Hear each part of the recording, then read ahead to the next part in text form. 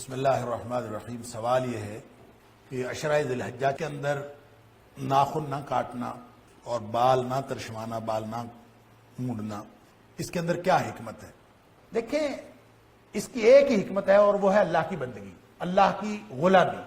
حج کے دنوں میں جتنے کام کیے جاتے ہیں، حاجی جو کوئی کام کرتا ہے، یہ پورا دین دراصل اللہ کی غلامی اور اللہ کی عبودیت کا نام ہے۔ اور اللہ کی عبودیت وہ نہیں ہے جو میرا خیال ہو اور آپ کا خیال ہو۔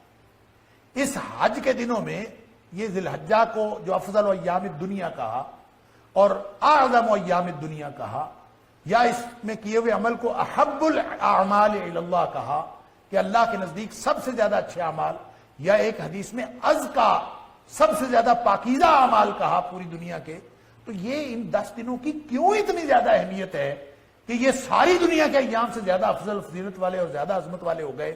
تو یہ فضیلت اس لیے ہے کہ اس میں حج کیا جاتا، اور حج کا جو عمل ہے پورے کا پورا، وہ بھی اسی بات کی دلیل ہے کہ بندگی وہ نہیں ہے جو انسان اپنی سوچ کے مطابق کرے۔ حج میں بہت سارے اعمال ایسے، ساری زندگی فرمایا وَلَا تَمْشِ فِي الْأَرْضِ مَرَحًا، اکڑ کر نہیں چلنا۔ وہاں جانا ہے تو طواف قدوم میں مردوں کو کہا اکڑ کے چلنا ہے، 3 چکر جو ہے اکڑ کے لگانے ہیں، کندھا بھی ننگا کرنا ہے اور اکڑ کے چلنا ہے، ایڑیاں اٹھا کے چلنا ہے۔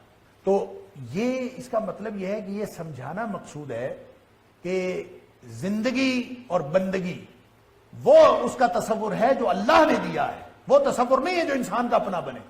پھر اسی طرح ساری زندگی نماز جو ہے وہ اذان کے فوراً بعد نماز کی تیاری کرنا ضروری ہے، اور سب سے زیادہ جو اذان کے فوراً بعد نماز ہم پڑھتے ہیں وہ مغرب کی پڑھتے ہیں، یعنی جو ہی اذان ہوئی فوراً نماز، کوئی درمیان میں وہ بعض دو رکعتیں پڑھنے کا بھی گنجائش نہیں دیتے کہ نہیں وہ بھی نہیں پڑھنی، فوراً پڑھنی۔ اچھا جی پڑھ لو۔ حج کے دنوں میں ایک ایسا موقع آتا ہے کہ مغرب کا انتظار کرتے رہو، جو ہی مغرب ہوئی تو نماز نہیں پڑھنی، یہاں سے نکلنا ہے، عرفات سے نکلنا، اور وہ آپ کو گھنٹہ لگے، 2 گھنٹے لگے، 4 گھنٹے لگے، مزدلفہ پہنچیں گے تو نماز پڑھنی۔ اب کوئی شخص کہے کہ نہیں بھائی میں نے تو نماز پڑھنی، نہیں۔ حج جو عبادات میں سے افضل العبادات ہے اور ساری عبادات کی جامع ہے، اس میں نماز بھی ہے، اس میں طواف بھی ہے، اس میں سجدے بھی ہیں، اس میں روزہ بھی ہے، ہر چیز اس کے اندر ہے۔ اللہ جو اللہ تعالیٰ نے ہم سے کروانا ہے ہم نے کرنا، قربانی بھی، حلق بھی، سب کچھ اس کے اندر آ۔ یہاں سے چل پڑو، یہاں سے رک جاؤ، یہاں سے چل پڑو، یہاں سے رک جاؤ، اور ساری زندگی بندہ مرتا رہتا ہے کہ میں کعبۃ اللہ کی زیارت کروں، لیکن 8 تاریخ کو حکم ہوتا ہے کہ کعبۃ اللہ کو پیچھے رکھو اور چل پڑو باہر، حدود حرم سے باہر نکل جاؤ۔ اللہ، یعنی آپ کیا تصور رکھتے ہیں عبادت کا؟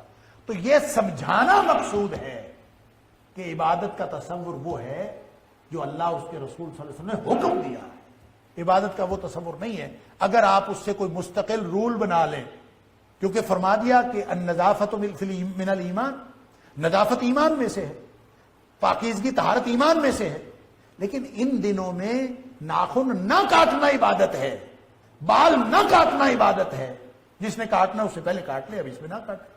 لہذا اصل میں اس میں یہی حکمت ہے کہ یہ ان دنوں میں عبادت کا تصور واضح کیا جاتا ہے، کہ عبادت اور عبودیت کا یہ تصور نہیں ہے کہ جو آپ اس سے اخذ کر لیں کہ اب میں نے یہی کرنا ہے، نہیں، وہ کرنا ہے جو اللہ اور اس کے رسول صلی اللہ علیہ وسلم کو کہا۔ اب مزدلفہ والی رات آتی ہے، نبی کریم صلی اللہ علیہ وسلم نے ساری زندگی تہجد پڑھی، مزدلفہ کی رات آپ نے سو کے گزاری، اب وہاں پہ سونا عبادت ہوگا؟ کوئی شخص کہے کہ یہ اتنی فضیلت والی رات ہے میں ساری رات بندگی کروں گا، تو یہ تصور نہیں ہے۔ اس رات سوئے گا تو بندگی ہوگی۔ یوں کیوں؟ اس لیے کہ شریعت میری اور آپ کی نہیں ہے۔ تو یہ ان دنوں میں بال اور ناخن نہ کاٹنا یہ ہمیں سمجھانے کے لیے ہے۔ ایک اور تو کتنی حکمتیں ہیں اللہ جانتا ہے، تو یہ ہمیں سمجھانے کے لیے ہے کہ عبادت اللہ کی ہے، شریعت بھی اللہ کی ہے۔ لہٰذا جو اللہ کے رسول صلی اللہ علیہ وسلم کو حکم ہو گیا آپ نے وہ کرنا ہے، اپنی عقل استعمال نہیں کرنی، اپنی عقل استعمال کر کے رول نہیں بنانے۔ رول وہ ہوگا، عبادت اور بندگی کا تصور وہ ہوگا جو اللہ اور اس کے رسول صلی اللہ علیہ وسلم نے دیا ہے۔ واللہ اعلم۔